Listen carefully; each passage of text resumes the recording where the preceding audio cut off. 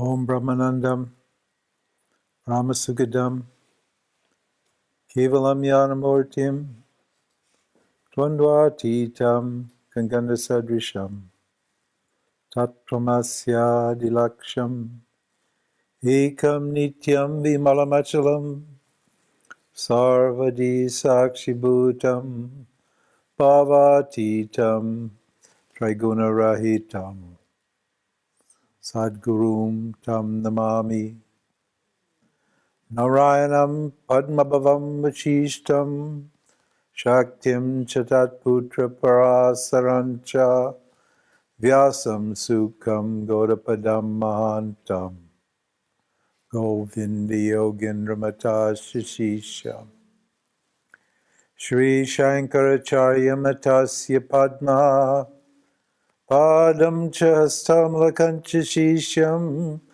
Tam Totikam Vartika Karamanyan Asmad Gurum Shantatam Anatoshmi Vishwam Darpanadrishyamani Tulyam Nijantargatam Pashyan Atmani Mayaya Bhaihorivod Bhutam Yata Nidraya Yasakshat Kurute Prabodha Samaye Swatmanameva Dvayam Tasmai Shri Gurumurtaye Namaidam Shri Dakshinamurtaye Namaha Om.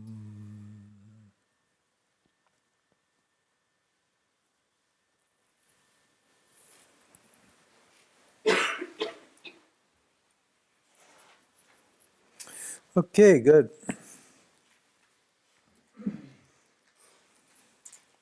When there's too much pressure from the vasana layer, when your karma is too intense,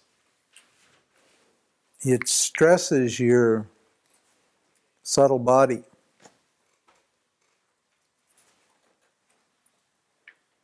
We want you to start thinking in terms of this terminology. Start converting the way you think about yourself using these terms. Jiva, subtle body, causal body, vasanas, awareness, Ishvara. These are all words that help you to do your sadhana. Very important. And to depersonalize your life. Because see, what we're saying here is that nothing's personal here.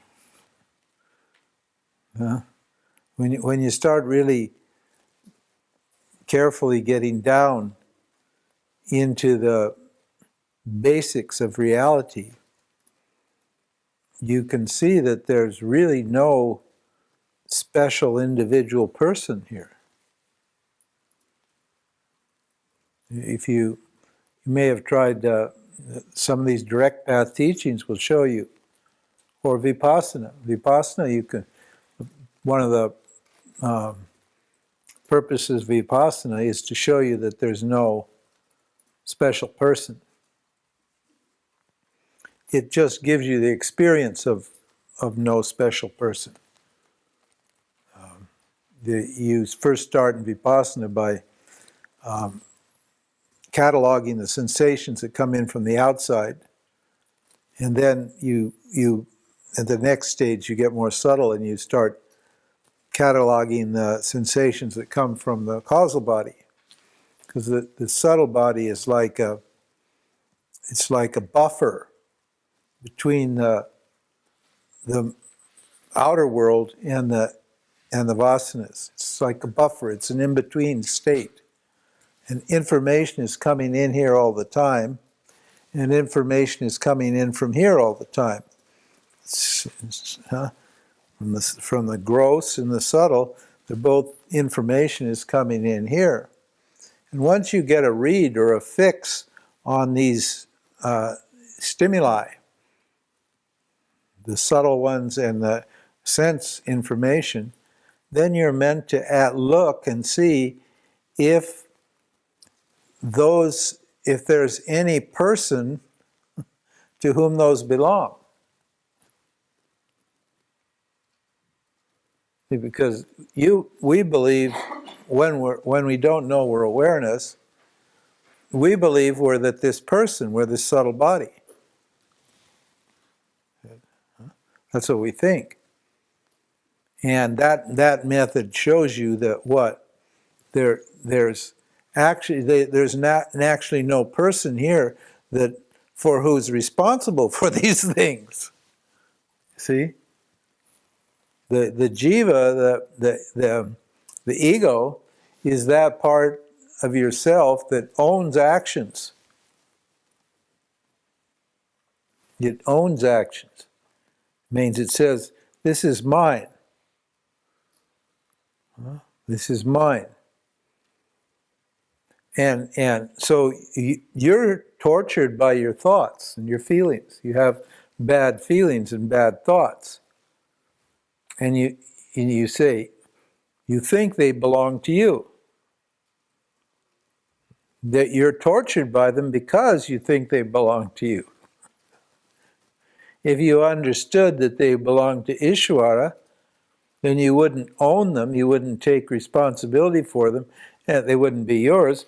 And so you have a completely different attitude toward what's coming up in your subtle body with the things that are arising in consciousness in your subtle body.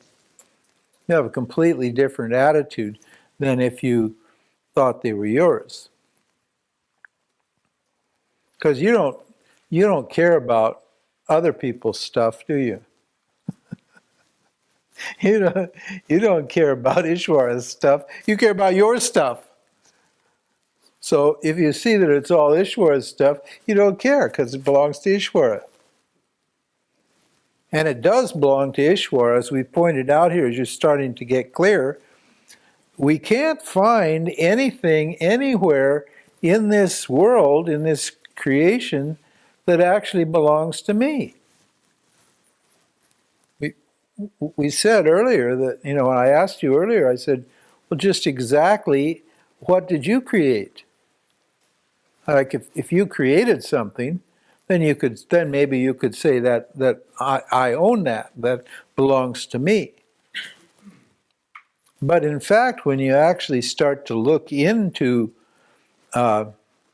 yourself and your world around you, you discover that the whole thing is a setup. It's a setup. You didn't come here on your own, you're not staying here on your own, and you're not going to be leaving on your own. Everything is already determined for you on a moment-to-moment, minute-to-minute basis by this power, this great power called Maya or Ishvara. So when you start to understand that, then your grip on objects, subtle objects, your feelings and thoughts, and your grip on actions and their results, it starts to loosen up. You start letting go. You surrender. Surrender means giving to Ishvara what belongs to Ishvara. And you can't surrender until you understand, as long as you think it's yours, you're not going to surrender it.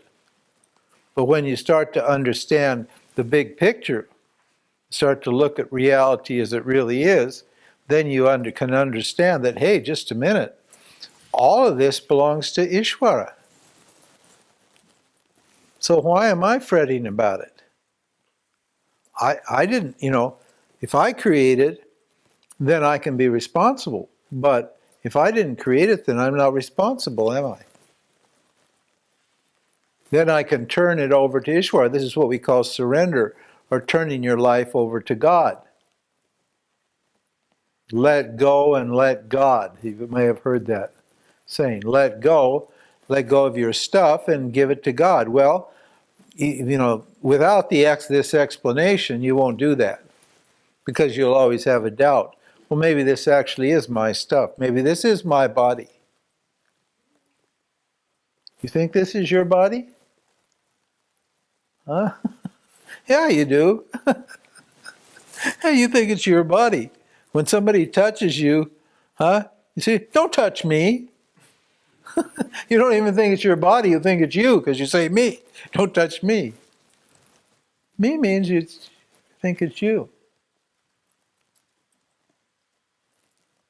What do I own here? Is there anything personal here going on? Yeah, I made the statement earlier that there's only one of us. There's only one. There's one body, there's one mind, there's one self. What do we mean when we say there's one body? What do you mean by that? Knowledge of the body. Yeah, and the constituents of the body are the same for everybody. We call it, it's meat. It's just meat. I know that's not a nice word, is it? Let's find better words. But this is just meat. And what is the meat? It's what? Air, fire, water, earth, and space.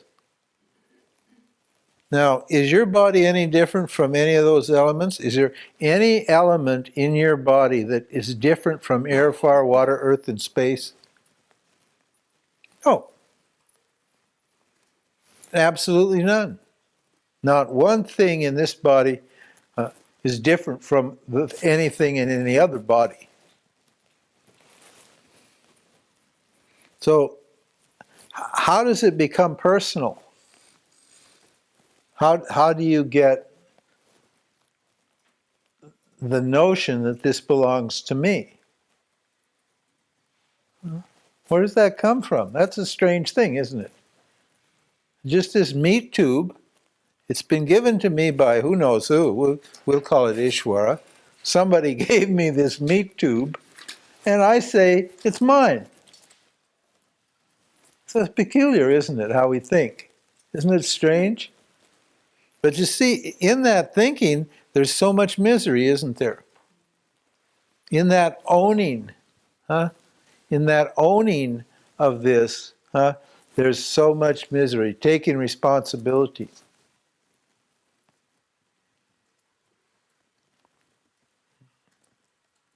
Yes?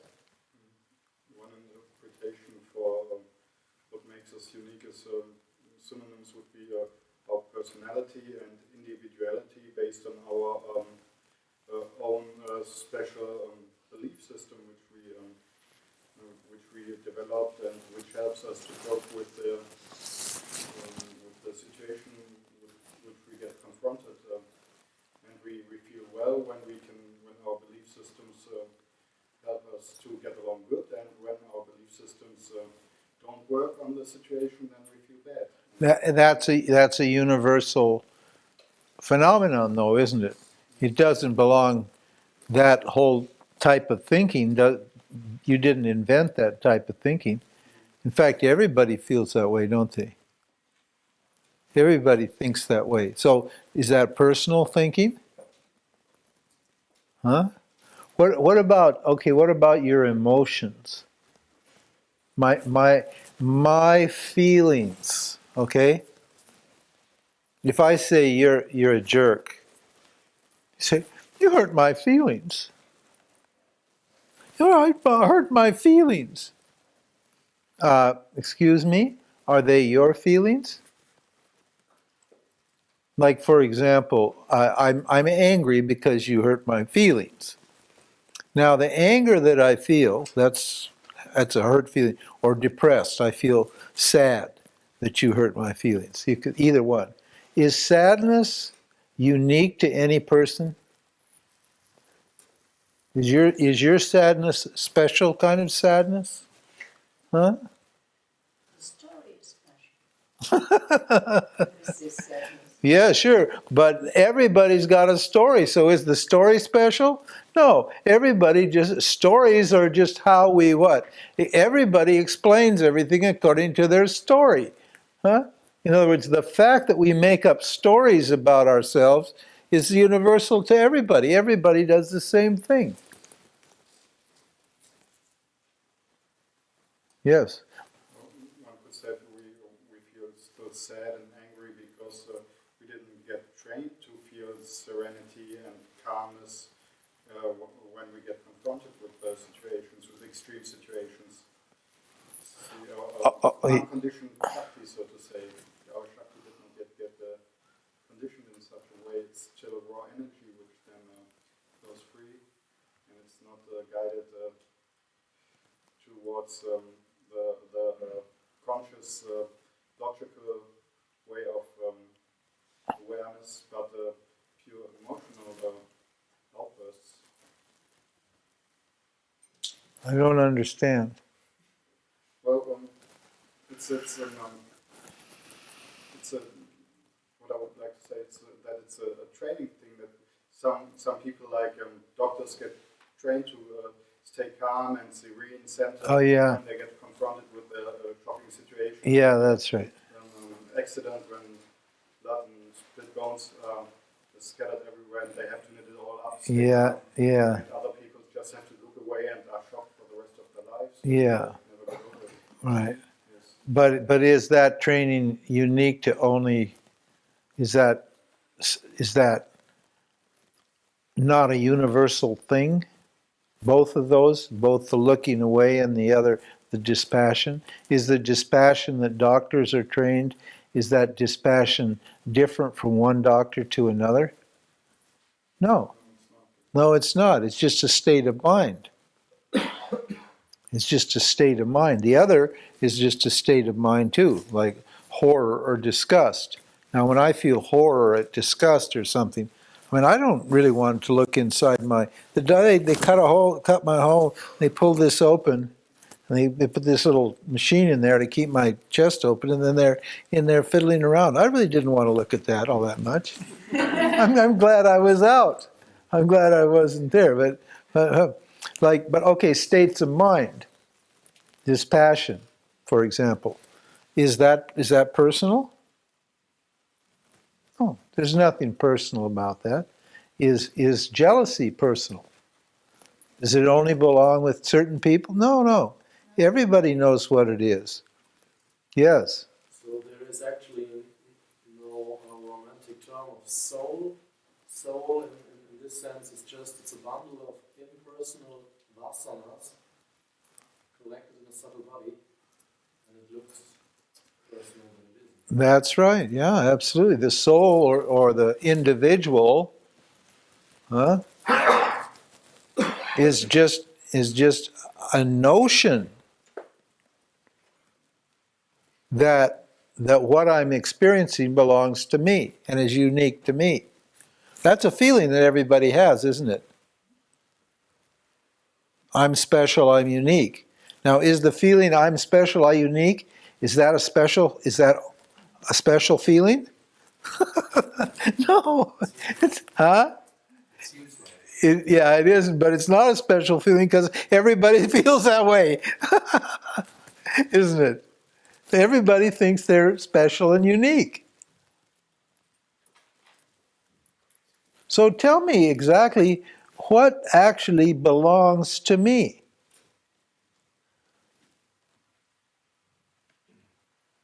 This is the key to liberation. Yeah, that's right. Absolutely nothing. There's not one thing that you can own and say that you created, you sustained, or you destroyed. Yes? The freedom to choose between options, would that be individual? I mean, everybody has But freedom to choose is the same for everybody. That's Ishvara also. in the given situation, it's always individual then. Well, in a given situation. But those people who are not exercising free will, they're what? they're acting out some other manifestation of Ishvara, isn't it? In other words, whether a behavior or a thought or a feeling is acted out by you specifically or not, it's acted out by somebody else somewhere else, isn't it? That's why there's only one person here. That's what we're saying. There's one awareness, right, appearing as what? A jiva with three bodies, the gross, subtle, and causal body. That's just true for everybody. And so what we're trying to get you to do is look at reality from that perspective. To depersonalize your things. Yes, Andreas. There's a sentence of Muji. He tells to a person, he said, "I love you too much to treat you like a person." I love you. Oh, is that what he said? I love you too much to treat. Muji said this to a disciple. Oh, that I love you too much to treat you like a person. That's pretty cool. Yeah. Okay. What about love? This is the topic we're most interested in anyway, isn't it? Is love. Is love special? Or unique to anybody? No. What about romantic love? Is that special? Is that different for everybody? No. That's just what? That's just an experience, a universal experience that's available in a potential or available in Ishvara. And according to the results of your actions, you will fall in love or not. This is why you can't fall in love. You can't make yourself fall in love. It's unconscious. It comes from Ishvara. According to your karma, according to your actions. You know, you've seen those medieval paintings, those Baroque paintings, and Rococo paintings, where you have the two lovers, and they're just, this young man and young woman are just coming together, and they're looking at each other, and they haven't fallen in love yet, but they're just about to fall in love, and then you look up in the corner, and there's this fat little cherub with an arrow, Cupid, and he hasn't let the arrow go yet, They don't see him, you understand? It's hidden. It's outside of them. This is what? It means everything's coming from outside. Everything's not coming from me. Everything's coming from the outside. And then when Cupid, boom, lets his bow, then they both feel, boom, it hits them. It comes from Ishvara. It's waiting to happen. This is the dimension of potentiality. This is where all possibilities are contained here in Ishvara. Every possibility, every object, every eventuality is contained in Ishvara. And these macrocosmic vasanas, we've talked about the microcosmic vasanas, we've talked about vasanas that seem to belong to the jiva. These macrocosmic vasanas are driving everything. Every single thing here is driven by Ishvara, is created by Ishvara, is sustained by Ishvara, and is destroyed by Ishvara. The Lord giveth, and the Lord taketh away, it says in the Bible. The Lord giveth, and the Lord taketh away. And in between, the Lord sustains, keeps things as they are.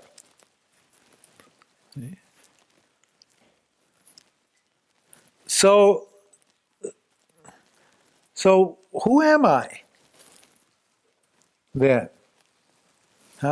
If I can't call my body myself, I can't call my emotions mine, I can't call my thoughts mine.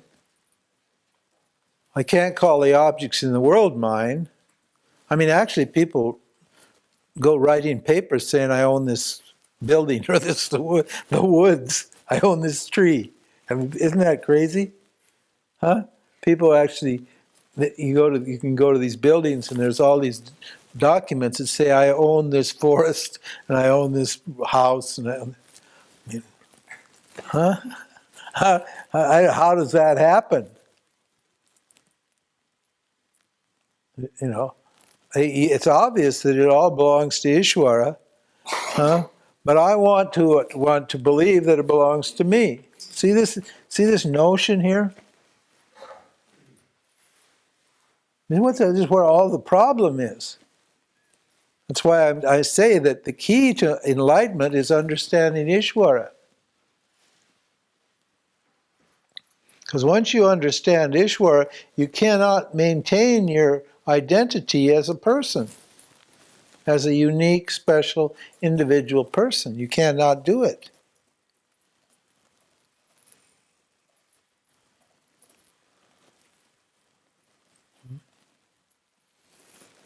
Now, what I meant to say was that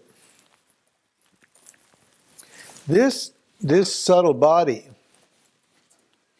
when the vasanas are too strong, let's go back down to the jiva level now. Let's go back down to, we're switching levels here. We're jumping from Ishvara now. We're jumping back to jiva here. See? When the vasanas, according to my actions, your vasanas is just your karma saved in this subtle form. That's all. Your karma, your actions, right, are stored or saved in the causal body. The causal body is like a container. There's more to it than that, but it's like a container. It's where your karma is stored. I mean, think about Ishvara. Let's jump back up to Ishvara. I'm not quite done with this Ishvara guy. It's pretty cool. Ishvara saves the results of all. Ishvara generates all the action and saves all the results of the action. Now, why is it that, like, as far as your karma goes, why is it when you go to sleep at night, you wake up in the morning, you have the same karma you had yesterday? In other words, the karmic link, your life, you don't have somebody else's karma. Huh? Say you went to sleep at night as Sally, and you woke up with Susan's karma. Huh? Oh, well, why not? Huh? Why doesn't that happen? Who's keeping track of my karma and keeping it straight? Who's doing that? Ishvara. Huh? Now, how cool is that? Huh? Look at it. Look at it. You know, we can talk about Ishvara forever. Huh? Why? Because it's fascinating. The mind of this creator. The possibilities and the power. All the power is what? Here in the macrocosmic causal body. All the knowledge is here. For everything is here. All the desire, the will to create the whole universe is also contained here in this causal or seed body. Yes, Andreas? Is that the reason why it is called the bliss tree? On the one hand, there's the container of all the vasanas, on the other hand, it's the instrument where I can experience bliss. Well, it is. That's right. It is. This is where you go when you go to deep sleep. You go to the causal body. You're not a person there anymore. You get to experience bliss. This is called the bliss sheath. We're going to explain that when we talk of the Mandukya Upanishad and when we analyze the 5 sheaths. Okay. Now, yes, Suzanne. But then there exists no individual karma. If there is no. Yeah, that's right. That's right. There is always the karma and Ishvara says, okay. That's right. In fact, that's right. There is no personal karma. As long as you think you're a person, then you get personal karma. when you look at it from Ishvara's point of view, when you look at, then there's no personal karma. Which means, now, and what? You're free to take whatever position you want here, aren't you? Why? See, this is a big question. Why do you choose, if there are other options, why do you choose to take responsibility for this karma? You don't have to do that. You're not required to do that because there's other options. This is what free will means. I have the freedom to choose how I see myself, how I see, myself.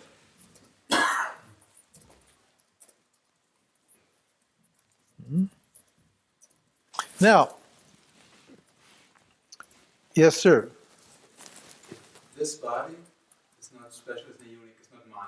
Yeah. My thoughts not, my feelings not. Yeah. So actually my actions are not mine. That's right. So why should I care for my karma?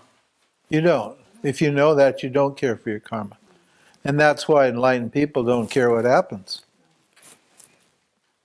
If you see enlightened people, whatever happens is okay for them. They're not trying to manipulate reality to get a certain kind of karma.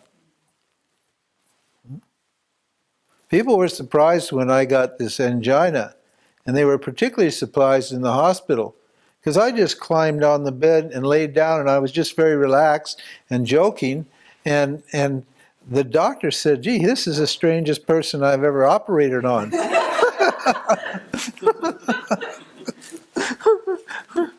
Because what was I to worry about? I was completely out of my hands. The disease was created by Ishvara, the hospital was created by Ishvara, the doctor was created by Ishvara, everything was done by Ishvara. I had no control. I just relaxed, said, okay, whatever Ishvara wants, fine with me. You know, I didn't know whether I was going to come back or not.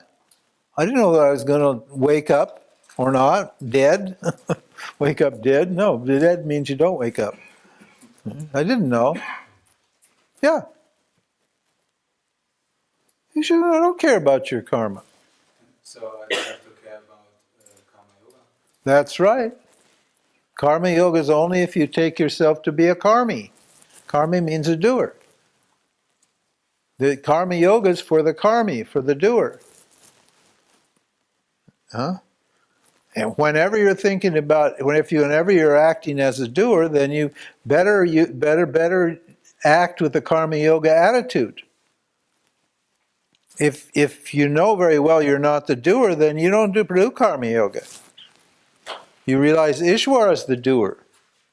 See, that's what we're saying here. They tell you, the neos tell you you're not the doer, but they don't tell you who the doer is, and they don't tell you what it means to say I'm not the doer. So the doer thinks it's not a doer. But I am not the doer means what? I am not the doer means I am awareness. That's what I am not the doer means. Well, why? Because to say I'm not the doer means I know that Ishvara is the doer. So if Ishvara is the doer, I'm not the doer, then there's no other possibility for me but except to be awareness.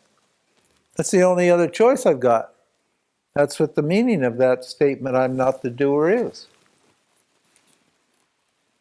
This has to be explained, you see. Now, in this context, that teaching makes sense, doesn't it? Because we've unfolded the whole context for understanding that teaching. But if you haven't been told and explained the whole context, the big picture, then when they tell you, I'm not the doer, you don't know what that means. You'll just go around like a parrot saying, I'm not the doer, I'm not the doer. And you won't understand what I'm not the doer means.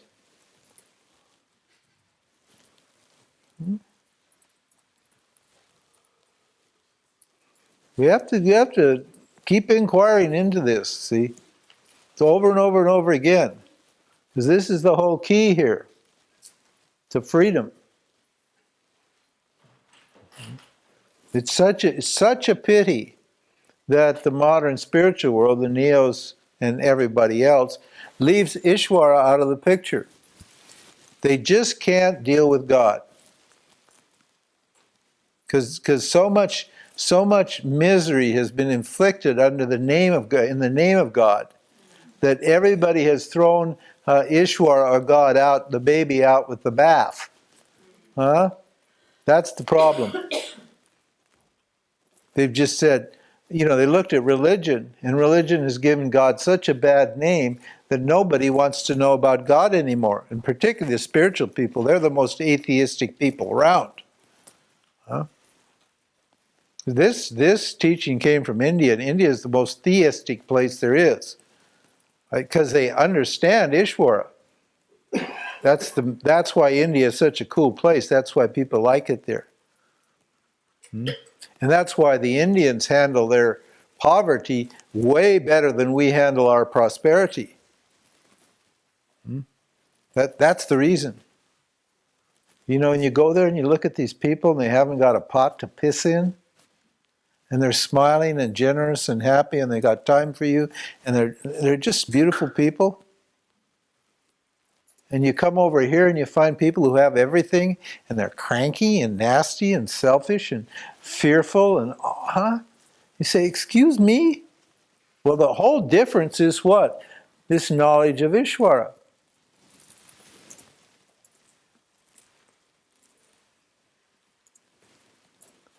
See?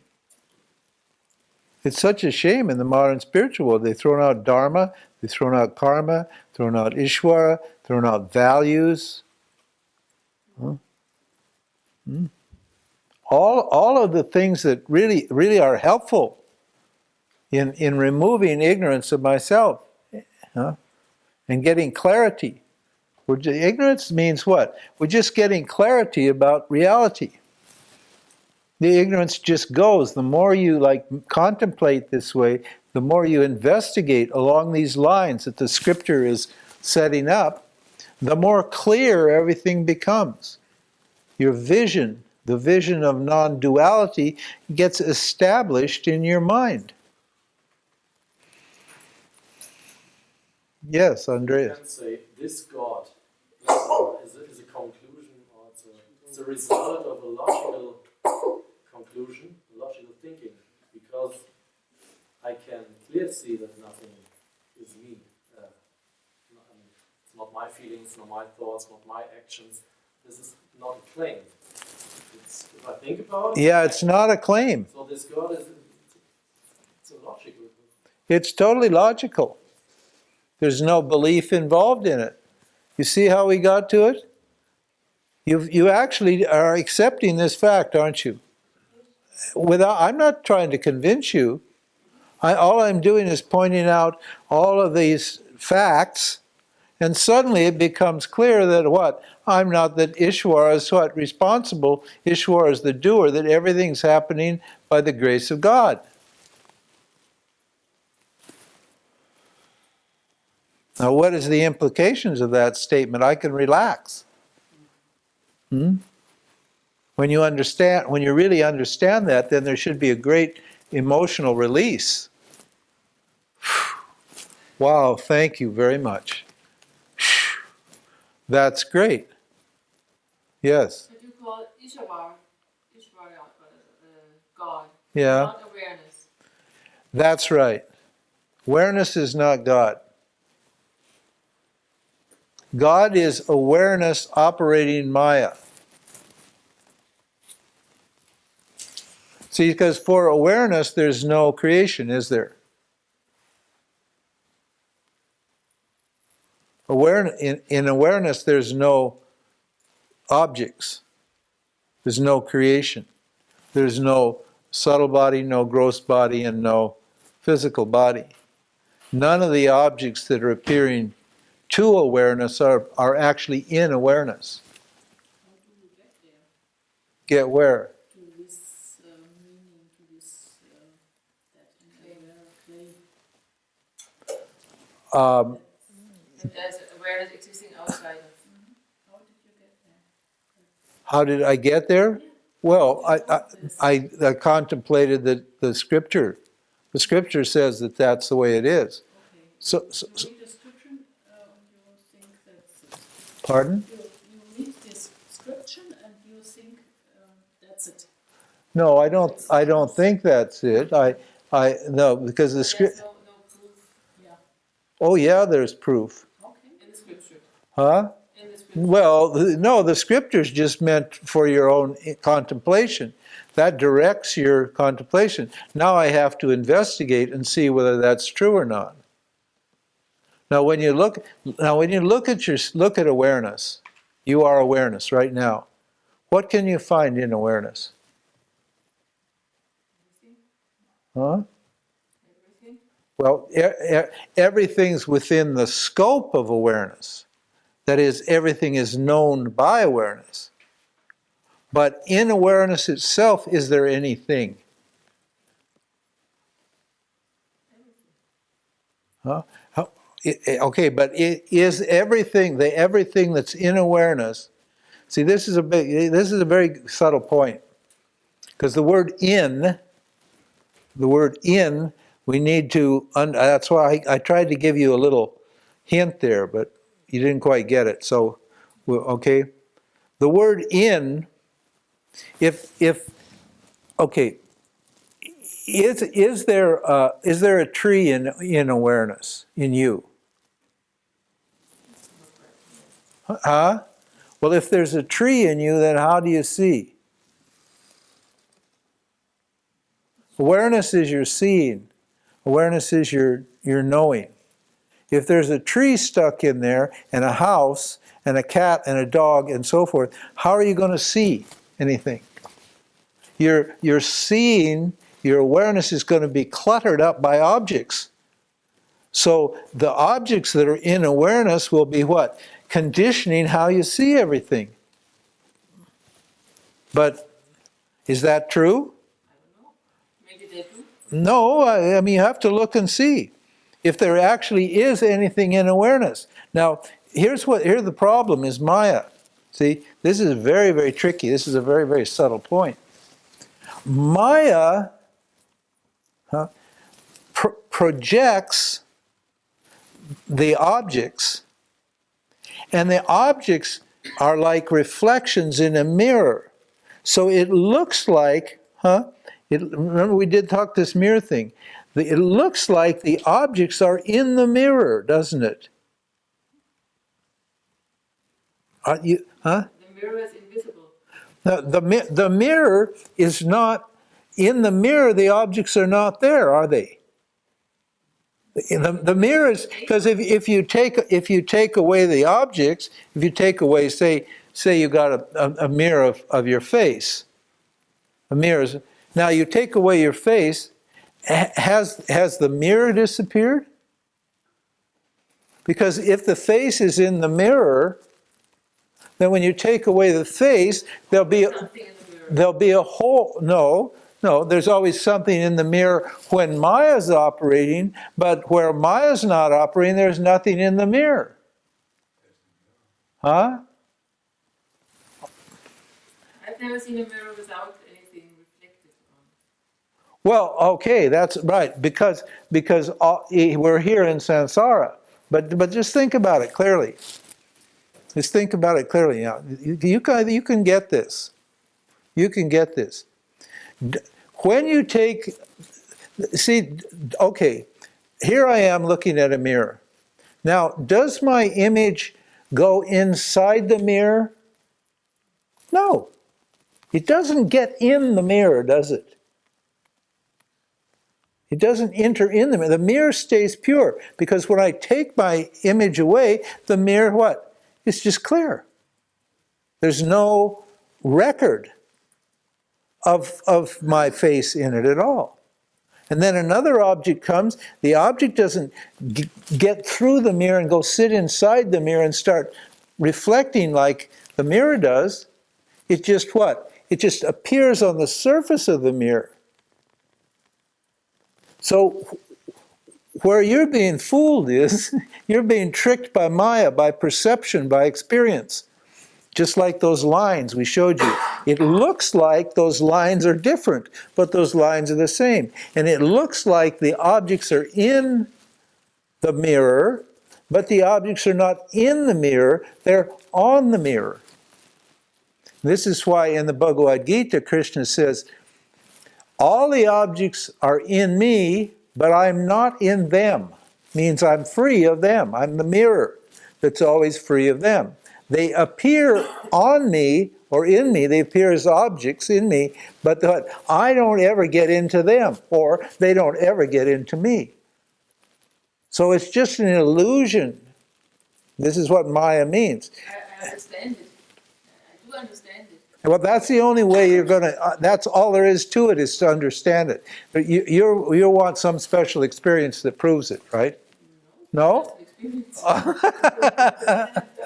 I was thinking about the mirage, which appears in thin air, but it doesn't appear in thin air. That's right. It appears on water. Where does it appear? On air. You can't even find it. When you start going to look for it, you can't even find it. It's a fata morgana or mirage. Yeah. And the same thing with... I thought that doesn't need a mirror. Huh? This kind of thing doesn't need a mirror. Well, for any object to be revealed, there needs to be a mirror. There needs to be something that reveals it. And what is the mirror that reveals every object? Awareness. Mirror is a symbol for awareness. It just provides the light, and it allows objects to reflect. Because the objects have no light of their own. Huh? Remember, all of this is inert. It has no life of its own. So it can't see itself, and it doesn't generate any light. When it appears, it borrows the light of awareness. Awareness shines on it, and then it's lit up. Okay? Good. Good. No, it's a tricky point. It's a very, very tricky point. The scripture says that this awareness is uncontaminated by any objects. It's pure. It's formless. It's nameless, it's formless, it's pure. Shuddha. That's right. What Greg Good calls the transparent witness. It's transparent insofar as nothing sticks in it. He calls this the opaque witness. That means it's awareness, it's a witness, but it's covered with gunk. It's with thoughts and feelings and so forth. But it's actually not necessary to prove. You cannot prove the existence of awareness because I'm already there. Well, to say the sentence, awareness is there yeah. to say I need proof. Awareness is always there, it's right to everything, it's a principle, it's there, it's not to deny it. Yeah. And that's satya. It's obvious. That's right. And the objects in awareness, it's obvious that they are mithya. They are actually no, it's a parent object. No, that's right. I don't have to prove that awareness is free of objects because it's a fact. That's right. Well, but you do have to understand it. Now, obviously, you've understood it. Let's make it even more simple. Are you aware? Anybody not aware? Do you exist?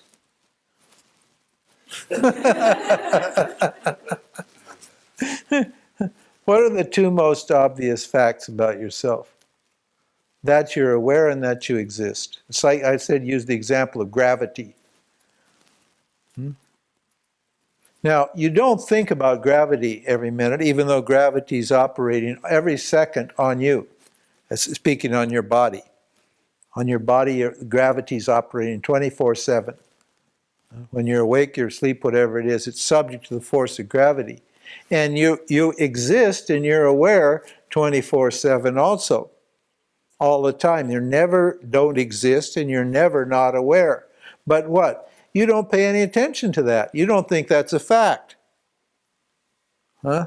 You're locked up in your beliefs about yourself, so you don't see what's obvious, what's self-evident. That's why we say the self is self-evident. It's self-revealing. No proof is necessary. There's no need to prove who you are, because it's obvious that you are aware and that you exist. Now, those two facts, you can't contest those facts. You can't argue against those facts. It's impossible. Now, all that's left in, if that's true, then all that's left is, what does it mean to say that I'm aware and that I exist? And that's where Vedanta comes in. Vedanta explains what it means to exist and be aware, right, in light of what apparently exists, or as the Neos say, which doesn't exist. We say it apparently exists. Explain what it means to be awareness in light of what? What apparently exists. In other words, in light of the objects that are appearing in awareness. Now you cannot argue that what? That there are only two components for your experience. When I taught you this first day, it was the first morning, I guess it was yesterday morning. Nobody argued with it. I said there's experience is two things, is awareness and objects appearing in it. That's a subject and an objects. That's what I said. And nobody argued. Why? You can't argue because that's how it is. That's all experience is me, awareness, and the objects that are arising in me or presenting themselves to me. I like the word presenting themselves to me. That means they're not coming from me. They're not coming from awareness. They're presented to me by what? By Maya, by Ishvara. Ishvara is cooking up. This is why Maya, you can't understand it. How does Maya cook up these objects and make them look like they're real? And superimpose them on the mirror of awareness so that you can't separate them. Like when you try to separate a mirror and the reflection in the mirror, can you do it? Can you peel the reflection off and make a separation? You can't do it, can you?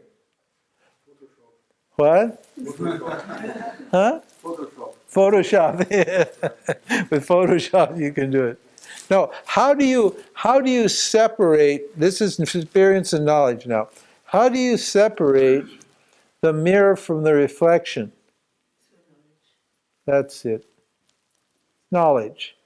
You know that the mirror is the mirror and the reflection's the reflection. The mirror is going to stay the mirror and the reflection is going to stay the reflection. Nothing's going to change factually except what? I'm going to understand that these two are separate. This is what knowledge is. This is why knowledge sets you free, and knowledge has nothing to do with experience or action. Knowledge is what? Beyond experience and beyond action. I have an argument coming over here, right? No, I was thinking about, I don't like the mirror image because mirror is a thing. It replaces light. Okay, okay, light. Yeah, light. Formless. Form. And formless. Form and formless. Yeah. And light is formless and it gets visible only if there's some impurities. Yeah, or like, I mean, another metaphor for this, to teach in terms of metaphor, is that awareness is formless light, and then these are the film, the vasanas are the film, and the subtle bodies are the lens. So the light is here and the film is passing, and then the subtle body, what? Projects the images out on the world. But the light doesn't have any form at all. But when it appears as the world, it appears as a whole bunch of different forms. But it's never contaminated. When we switch it on, the light remains the same. When we switch it off, the light remains the same. And this light is a very interesting light. Excuse me, I'll get right to you. This light is a very interesting light. Nobody ever turned it on. Okay? It never got turned on, and it never got turned off. It'll never be turned off. And what? It generates its light from within itself without doing anything. Yes, ma'am. Excuse me. And what about Maya and Ishvara? How are they turned on, or how are they created, or why are they there? Or Oh boy, those are good.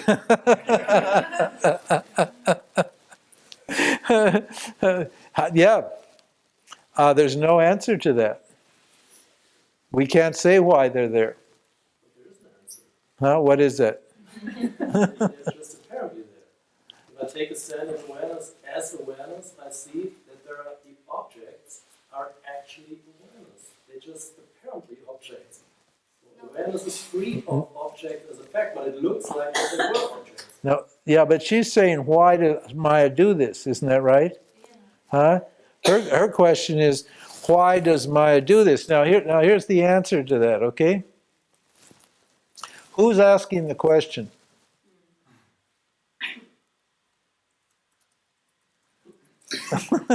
Is awareness asking the question? No, because is awareness going to have that question? No, because there's no Maya for awareness, is there? Or if there is Maya, awareness illumines the Maya. So it's not confused by the Maya. It's not under the spell of Maya. This is why Krishna says in the Gita, speaking as awareness, he says, by my Maya I delude all these beings. Means what? Awareness is not under the spell of Maya, but the one who's asking the question is the intellect. Now the intellect is already what? Covered by Maya. And the cause is an effect of Maya. In other words, the question is what? A product of Maya. It's a gross manifestation of Maya, this thought. Why? And the intellect is too gross to see the cause. In other words, the cause can't see the effect because the effect is more subtle than the cause. So this person who wants to know is not capable of looking up here to see. so you have to believe it. No, you don't have to believe it. You don't have to believe it. All you have to do is observe the effects. Because the way we know there's ignorance or Maya here is by, well, you say, I don't know. I don't know who I am. That means Maya is operating. Isn't it? If you say, I don't know that I'm awareness, then that proves, and you are awareness, you actually are awareness, but you say, I don't know that I'm awareness, then some factor in you is causing you to say that you're something that you're not. That's inference. Huh? You infer that there must be something that's keeping me from knowing who I am. Okay? No, she's still not satisfied. The scripture said there's no actual answer to that. It's a great mystery. It's a great wonder. Right? Yeah, Andreas. As a person, you have, maybe from the standpoint of the jiva, you have to believe that there is awareness. But not from the standpoint of awareness, because it's obvious that you are aware. There's nothing to believe in your existence. You are, that's a fact. Yeah, there's no Maya for awareness. There's only Maya for jiva. And Ishvara. Huh? And for Ishvara. Yeah, there's no Maya for Ishvara either. There's no Ishvara for awareness. That's right. For awareness, there's no Ishvara. Very good. That's right. Awareness is beyond Ishvara and beyond jiva. It's beyond the creation and beyond the created. Beyond the individuals and beyond the total. Jiva can't know what it knows without being aware, and Ishvara can't create the universe without being aware. So what's the fact? What is the common factor in Ishvara and Jiva? Awareness. The non-essential factor is what? Is the subtle body, or also the 5 sheaths. I haven't explained to you the 5 sheaths. But the non-essential factor is the causal body belongs to Ishvara and the subtle body belongs to Jiva. If we subtract the subtle body and the causal body, what's left over? Awareness. Ishvara has to be aware to create the whole universe, and we can know it's aware because it's a conscious universe. It's intelligently designed. We know that the creator has to be intelligent, has to be aware, because this is not a chaos here. And we don't have a problem knowing we're aware, do we? We don't have a problem. It's very clear that we're aware. So the identity between Jiva and Ishvara is not what? The power to create and the power of knowledge and all that. It's the awareness. That's what identifies Jiva and Ishvara. Which means that, and awareness then transcends both Jiva and Ishvara.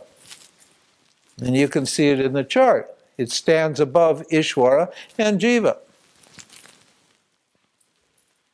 And what causes Ishvara? Maya. Ishvara is called Maya. And Maya, or ignorance, yes, well, yeah, this is such a subtle point that there are a few different, there's a couple of different views on this, but it doesn't matter. Both of them work. But what I'm getting at is that, see the Maya, I've got it over here on the side of the chart. Why? Because Maya doesn't belong to this, and Maya doesn't belong to that. It's just ignorance. Ignorance means not knowing. There's not knowing. And because of not knowing, Jiva what? Doesn't know its awareness. It thinks it's what? It's vasanas. It thinks it's its body, it thinks it's its mind, it thinks it's an intellect. In other words, Jiva gets what? Hypnotized by the objects. And the method of Vedanta, before we explain this method, we have to make it clear to you, we have to get the whole field of existence set up so you can discriminate awareness from the objects appearing in it. In other words, awareness, the self, from the not self. This is called Jnana Yoga. Jnana Yoga is called Viveka, and Viveka is moksha. That is, discriminating awareness, the self from the not self, is moksha. Now what, somebody's going to be clever, is going to say, hey, but reality is non-dual, so there's no not self. Huh? Isn't it? But hey, that's true, but until I know I'm awareness, I believe that the not self is actually what? Real. And I find myself attached to my thoughts, my feelings, my body, my friends, my family, to money, to yada, yada, yada, yada, yada. And the only reason I'm attached to objects here is why? Because I think the objects are real. If I realize that the objects are not real, I'm not going to be attached to them. I'm only attached to something that I think is real.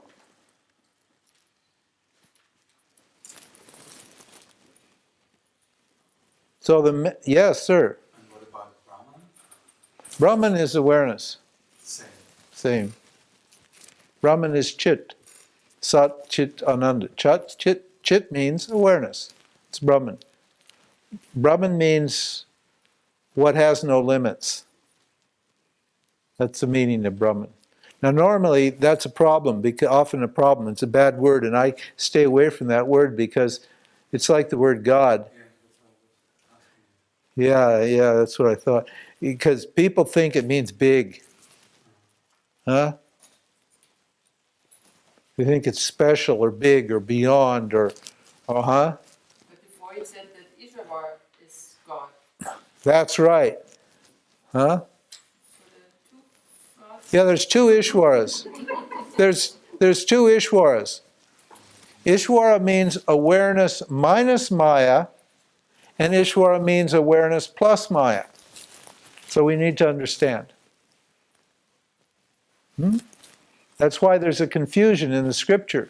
Sometimes the scripture says, that's why you need a teacher, because the scriptures are confusing. And so we need to make that clear. Awareness minus Maya is called Ishwara. Awareness plus Maya is also called Ishwara. Huh? You know, why? Because Ishwara can't create without awareness. So Ishwara is just awareness in its capacity to create. Now, if you've got an artist is a lot more than the power, than its creative power, isn't it? If I'm an artist, yes, I can create things, I'm an artist, but I'm a lot more than my artistic power, aren't I? Than my power of creation. I've got I'm a much greater being than just this artistic power. So, awareness is much greater than its power to create. The power that awareness has to create is just one of any powers. It's just one, it's just part of awareness. It's not even a part, because there's no parts of awareness, but we get stuck with language here. But that's why, it's a tiny fraction of awareness. Awareness, if there's any other powers beside the power to create, all of those are available to awareness also. Yes. It has the power to destroy and create and sustain is all small powers in awareness, but awareness is what? Like a person with reference to his or her talents and abilities. You're much more than your talents and abilities. You're much more than a mother or a father or a worker or whatever. Any one of these roles that you play. So this Ishwara Maya is just one small role that awareness is capable of playing. And it plays it like an actor in a play. It knows it's not real. It just puts on this clothes of the creator and becomes God and creates the universe. And when it gets fed up with it, it takes off the clothes, and what happens to the universe? It collapses. Science will tell you it does. Science will tell you this universe is dead already. It's streaming toward death, and one day it's going to disappear. That's when awareness takes off its creative hat, and this Ishwara dissolves back into this Ishwara. But this Ishwara is not a creator. In other words, it's free of creation, but it has the power to create. If you take away awareness's power to create, then it's not limitless. It has to have that power to create, but that power doesn't contaminate it. It doesn't define it. Understand? Yes. And it's just an apparent creation. That's it. So that's important to say, because you told it in the satsang, awareness doesn't sacrifice its nature as awareness when it apparently turns into objects. No, that's right. That's a very good point. That there are objects, but actually there are no objects. It's just awareness appearing As objects, that's correct. The teaching we use is called vivarta. There are two kinds of changes. There's a parinama and there's a vivarta parinama. Now, parinama means a transformation, a change. Now, an example we use in the script, the example we use in Vedanta is milk into cheese. Okay, that's a transformation. That's a change. You got milk, and you churn it a bit, or I don't know what else you do to it. I have no idea how you make cheese, but you take milk. I guess you make butter by doing turning it. But anyway, you take milk and you turn it into cheese. Now, what's happened to the milk? It's what? It's disappeared, right? If you take the cheese, you can't reverse the process and turn it back into milk, can you? In other words, the milk has surrendered its nature as milk to become cheese. It's given up its milkness, and now it becomes cheeseness. Okay? Now, is that how awareness creates? No. No, because if awareness is created that way, then there's no awareness. Awareness has become this world. This is what atheists think. Atheists think there's only this world, and there's no God or no awareness beyond this world. Huh? Huh? No. Huh? Maya creates in a different way. Just a minute. Maya creates, how does it do it?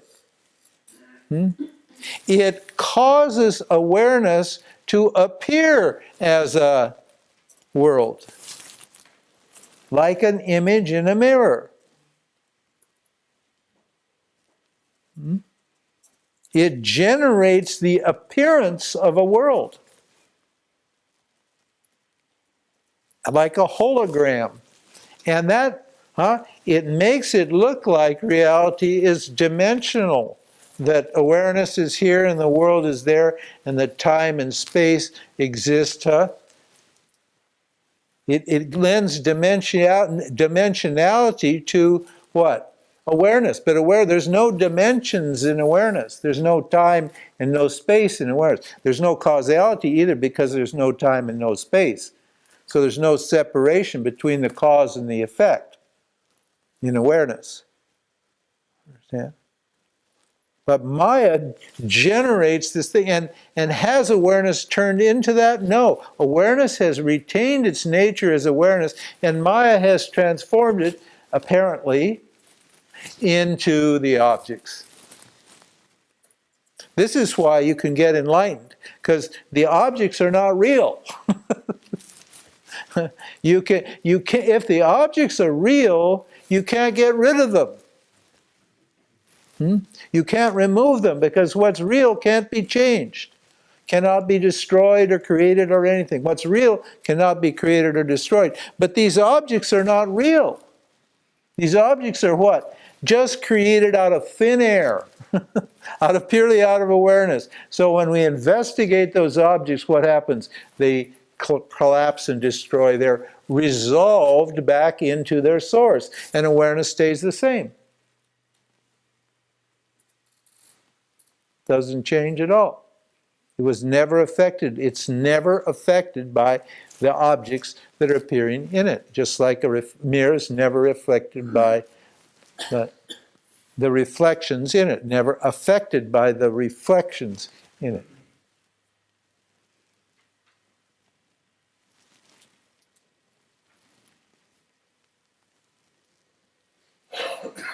Yes, ma'am. I understand our thoughts come from the Causal body, yes. How about our will? How about what? Our will. Will? Yeah. Absolutely. Everything we have here comes from here. Causal body. Yeah. Yeah, but Ishwara's will is infinite and ours is finite. All our knowledge comes from Ishwara. Ishwara's knowledge is what? Limitless. Ishwara has all knowledge, and Jiva's got small knowledge, special knowledge. Our knowledge is limited. Ishwara has unlimited power. He's called Sarva Shaktiman. He's the one that has all the Shaktis and all the powers. It's omnipotent, it says in the Bible. And Jiva's got what? Small little powers. Huh? Just little powers. All of those we've got are what? Nothing but Ishwara's great power operating through our tiny little instruments. Just playing through this little instrument here. And all of Ishwara's power functions through all of the objects. It's the same power functioning through all of the objects, creating this whole field of existence. Yes, sir. How about responsibility and abuse? Because one might think, it's all guided from above. Yeah. So I'm absolutely not responsible for anything that happens. So you might as well get this careless attitude And do whatever you. and abuse. Yeah, and do whatever you want. Yes. Yeah, that's right. If you don't understand if you don't understand reality, you can have that attitude, but you'll end up like Mr. Cohen. Ishwara will grind you down. Because Ishwara doesn't care what you think. Ishwara just what? Gives you karma according to your actions. So this man abused Ishwara in the form of his devotees for 27 years, and then Ishwara's devotees abused him. They said, okay, we'll get rid of you. That was the biggest problem for him.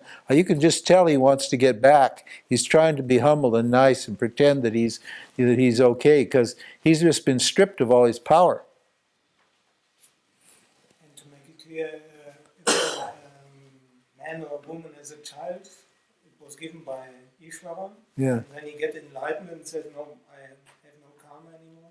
That's not possible. It's not okay. Now say that again. So a person has a man or woman as a child, Yeah. and then he or she gets enlightened and says, no, there's no karma for me. That's not my child. So personal karma. Then Ishvara will make clear again, yes, there is the karma, there's a child. You have to take care of that or not. No, you do. And are you taking care of it when you're taking care of it, or is Ishwara taking care of it when you're taking care of it? Huh?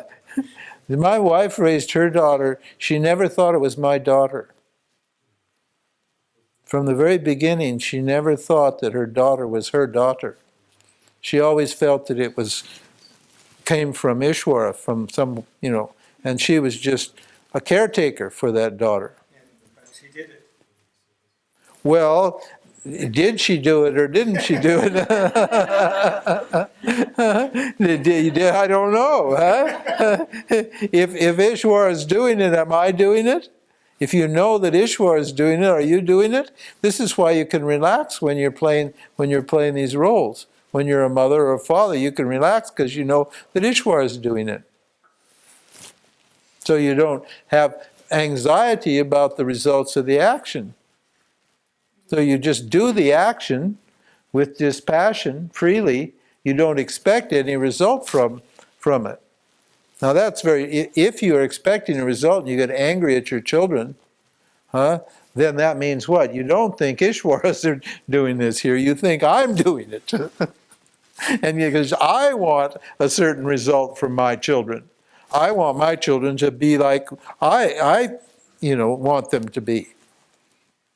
But you can't quit the job. Well, you can. You can quit the job. You can say no to Ishwara. Sure you can. And take the results as prasad, because you know what Ishwara will do? He'll just get somebody else to look after your kids, that's all. Ishwara doesn't care. Because they're not your kids. They're Ishwara's kids. So if you abandon your kid and they need mothering or fathering, somebody will come and mother and father those kids. That's all. That's what Ishwara does. Ishwara's looking after them. They need it, and so they'll take care of it. But parents don't think like that. Oh no, I'm the only one that could do that. No, because all you're giving them is love. And anybody can give them love, because love is your nature. That's our next talk, is love. Huh? So, And the love that you're giving them is not your love, it's Ishvara's love. Yes? But you just can apparently say no to Ishvara. Huh? As long as Yeah. you're a jiva. Well, that's right. Say no to Ishvara, then Ishvara says no to Ishvara. Well, that's right. And Ishvara is saying no to Ishvara. That's right. No, you can walk away from your karma. Karma is only in your mind. That's all. There's no actual karma. Karma is just a belief in your mind. Yes, sir. Could you tell us some more about the virtues then? The what? Virtues? The They have to be cultivated in life then from the absolute point of view, because virtues are called timeless, eternal too, like aspects of God, of The virtues, yes, the values and virtues. Yeah, sure. You want the whole story now? It's going to take a couple hours. And it's I think it's what, time for dinner? 5 minutes. 5 minutes, huh? He can give you the virtues in 5 minutes. No, we'll get to the values when we get to the gunas. Let's see, what, we got one more day? Yeah. Oh my God. Do you want to have questions and answers tonight at like 9? Yeah. Would you like that? This room's available at 9 o'clock. And if you'd like to have a satsang and have questions and answers, we can do that. Does that sound okay? 9:10, then it's the big satsang is over then. The satsang, okay. 10 past 9 till 10, I guess. Huh? I mean, you're not doing anything. You're not hitting the pubs. You're not going to the bars, are you?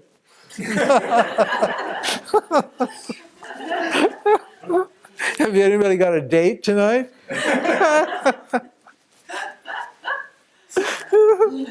So, yeah, come and it's optional. I mean, if you don't want to come, you don't come. But if you want to, I'll come here and sit here from 10 minutes after 9 till 10 after 10. If nobody comes, I'll get up and leave. If somebody comes and has a question, I'll answer it. If somebody comes and doesn't have a question, I'll just sit here. Or tell jokes or something. Okay, good. Any questions? Anybody? This is like a satsang. Now we're having, this is the point. Vedanta is like a communication. And it's starting to develop now. If we stuck with this for a week or two, it would be really, really cool. But we can't just start a satsang. You can't just start a satsang. We have to have some basis for our discussion. A satsang means a discussion about sat. But unless we've got an idea and our terminology and our words to clear, then how are we going to talk about anything? You'll just say one thing and I'll say another and she'll say another, and pretty soon you'll be dead bored with the satsang and you'll walk out. You won't get anywhere. That's what happens in most of these neo-satsangs and these modern satsangs. They're just deadly boring. People talk about their problems and they have their own language, and the guru's saying one thing, and whatever is being said is not scientific and vague, and then an experience lasts for a short time and off you go. And the next satsang, it's different people and a different topic, and but here we got a chance to have a good communication, because now we have a certain language to deal with here.